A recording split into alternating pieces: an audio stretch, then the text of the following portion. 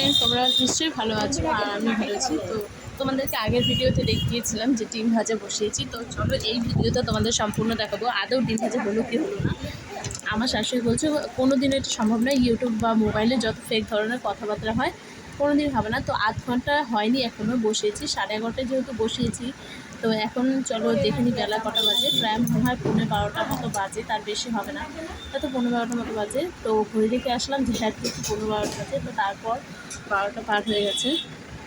তারপর দেখছি একটুখানি কেমন একটু সাদা সাদা একটা হাফ হাফ সেটে চলে এসছে। তো তারপর আবার আধ ঘন্টা 10 মিনিট পর পর আমি অনবরত দেখে যাচ্ছিলাম যে কখন হবে ধৈর্য ধরে ধরে। আর আমার ছেলে তো এত গরমের মধ্যে এত দুষ্টুমি করছিলো। আর তোমাদের দাদাভাই দুপুরবেলা খাওয়া দাওয়া করতে চলে এসেছিলো।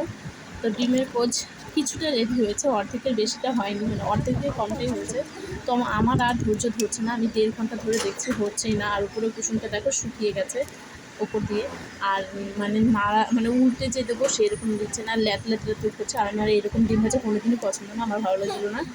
তো আমি এখন এটাকে কড়াইতে ধরে নিয়ে গিয়ে গ্যাসে বসিয়ে ডিমটা ভাজা করে খেয়ে নেবো। তো চলো বলতে বলতে কড়াই এনে গ্যাস ধরিয়ে ডিম ভাজা বসিয়ে দিয়েছি। ছেলেকে দিয়ে এখন ডিম ভাজা করে দিব্যি করে ছেলেকে খাইয়ে নিচে খেয়ে দুপুরবেলা ঘুমিয়ে পড়বে। এখন প্রায় বেলা 2:15 বাজে। এতক্ষণ ধরে যদি একটা ডিম ভাজতে এতক্ষণ লাগে, আর যদি 4-5টা ডিম ভাজতে হয় তাহলে সারাদিন লাগবে। আর সারাদিনে বিয়াল হয়ে যাবে, তার মধ্যে তো আমার সারাদিন ডিম ভাজি হবে না। তো দেখো একদম ল্যাটলেট করছে। তো গ্যাসের উপরে বসানো তাও তেল দিয়ে দিলাম। আর আমার ছেলে যে একটা ডিম ফেলে দিয়েছিল, আমি সেটাও ভেজে দিয়েছি। কারণ কি কেউ যদি নাও খায় ফেলে দেওয়া ডিম, আমি খেয়ে নেবো। কারণ কি আমার ডিম ভাজা খেতে ভালো লাগে। আমার কেন, আমি জানি প্রতিটা মানুষকে ডিম ভেজে খেতে খুব ভালো লাগে। তো এটা ডিমের পোচ আর হলো না, ডিমের আর দেখো নিচটাকে লেগে ধরেছে। এত সুন্দর করে কড়াই গরম করে তেল দিয়ে নিয়েছে, তারপর তখন নিচে লেগে ধরেছে। বললাম কত কষ্ট করে এইভাবে খেলে পুরো ডিমের পৌঁছে দেবে, কিন্তু আমার এইভাবে ভালো লাগে না। আর ছেলেকে দেবো, উপরটা কেমন কুসুমটা শুকিয়ে গেছে, যার জন্য আর ওইভাবে ছেলেকে দিলাম না। ছেলে আবার উপরে উঠে বসে নিয়েছে, দেখছে যে আমি কী করছি সেটা দেখছে। ও বলছিল মা আমি ডিম ভাজা দিয়ে ভাত খাবো। তো আমি তো ডিমটা ভেজে আমি সঙ্গে ওকে ভাত খেয়ে দিয়েছিলাম।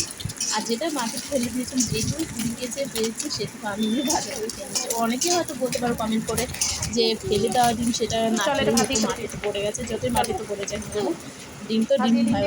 আমি তো মাটিতে কেন, আমি সামনে পড়ে গেলে আমাদের আমি তুলে নিয়ে ভেজে খেয়ে দিতাম। এখন বাচ্চা মানুষ আর ও তার ইচ্ছে করে ফেলেনি, কী করা যাবে বলো।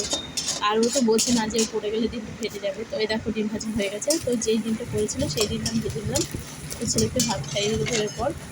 তো তোমরা কে কে এরকম ডিম ভেবেছো? আমি সত্যি বলছি কোনো দিনই হয় না। আগুনের তাপের রান্না আর সূর্যের আলোর রান্না যতটাই হোক 42 ডিগ্রি তাপমাত্রা